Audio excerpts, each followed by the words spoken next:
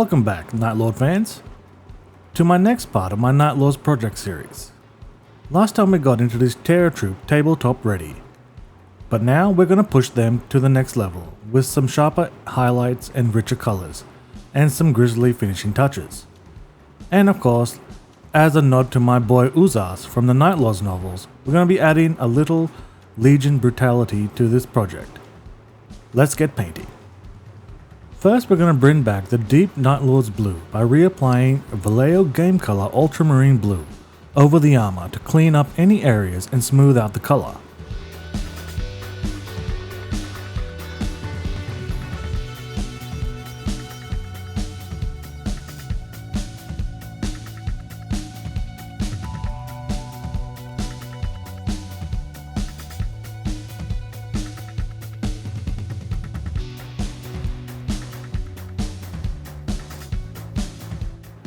Then, for a second highlight, I mix 50-50 Ultramarine Blue and Army Painter War Paint Ice Yellow.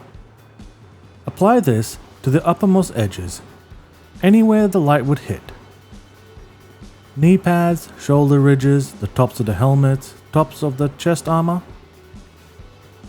This step will make the armor pop without making it look too bright.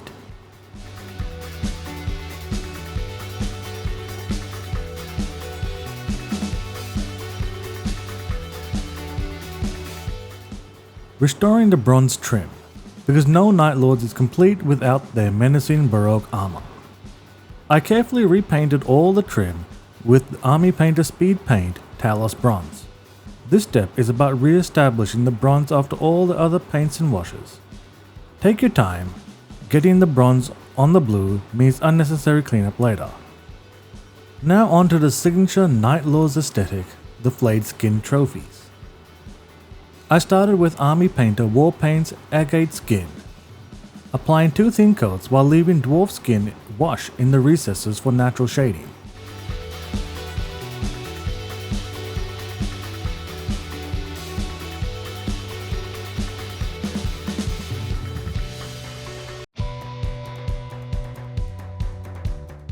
For highlights, I use Army Painter War Paint Barbarian Flesh, carefully picking out all the raised folds and stretched edges of the skin. We will come back later to add some extra gory effects. Now it's time to bring back all the red areas. I repainted them all, like the insignia weapon straps and face masks, with Vallejo Bloody Red, making sure to leave the darker areas untouched for contrast. And as I said at the start, this will be a tribute to our boy Uzas. Every legionary using Khorne Berserker bodies get their right hand painted red, just like Talos made him do in the books. A little lore detail like this makes an army feel more personal. For the final highlight for the red, I use a 50-50 mix of Bloody Red and Vallejo Game Color Fluorescent Red, carefully applying it to the sharpest edges. Now for the bone details. I re-highlighted the bones with Army Painter War Paint Skeleton Bone, then added a final sharp edge highlight using Army Painter's Bleach Bone. This keeps the bone looking old and weathered instead of an overly bright.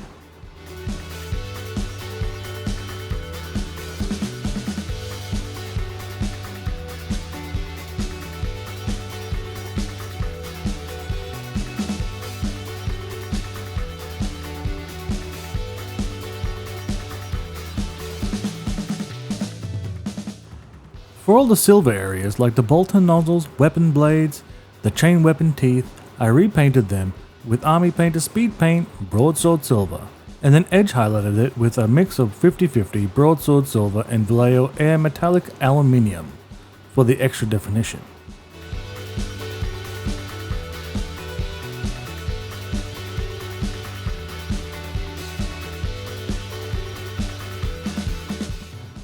Alright, time to add some painful finishing touches to the flayed skin. To give the skin a bruised look, I applied a thinned wash of Games Workshop's Druchii Violet. This creates a sickly deep purple tone, making the skin look freshly flayed.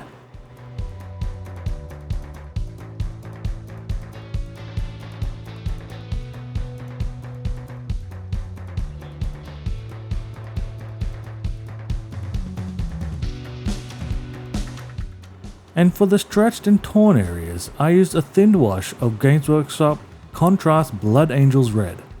This creates a swollen inflamed effect, perfect for those brutal NightLords trophies.